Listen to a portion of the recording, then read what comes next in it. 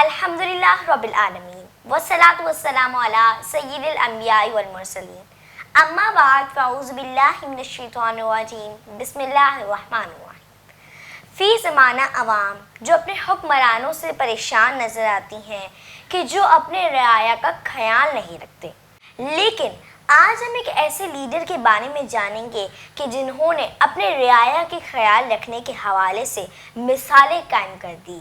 مدینہ منورہ میں ایک اندھی بڑھیا رہتی تھی کہ جس کا کوئی اپنا نہ تھا۔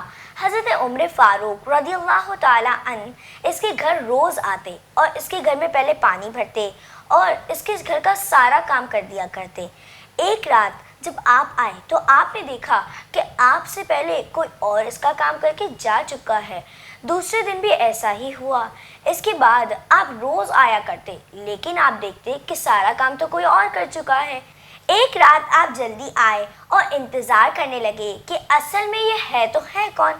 کچھ دیر کے بعد ایک شخص آیا اور پہلے اس کا پانی بھرا اور اس کا سارا کام کرنے لگا۔ آپ اس چیز کو دیکھ کر بڑا ہی حیران ہو گئے اور آپ نے دیکھا کہ یہ تو خلیفۃ المسلمین حضرت ابو بکر صدیق رضی اللہ تعالیٰ عنہ ہیں۔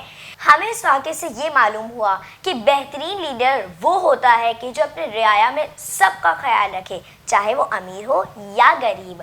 اللہ تعالیٰ حضرت ابو بکر صدیق کے درجات کو بلند کرے اور ان کے صدقے ہماری بھی مغفرت اور بخشش فرمائے، آمین بجاہ نبی الامین صلی اللہ تعالیٰ علیہ وآلہ وسلم۔ خلق الإنسان من طين وعد المؤمن جنة العين رحمن ربي ورحيم سبحان رب العرش العظيم سبحان الله سبحان الله سبحان الله لا إله سواه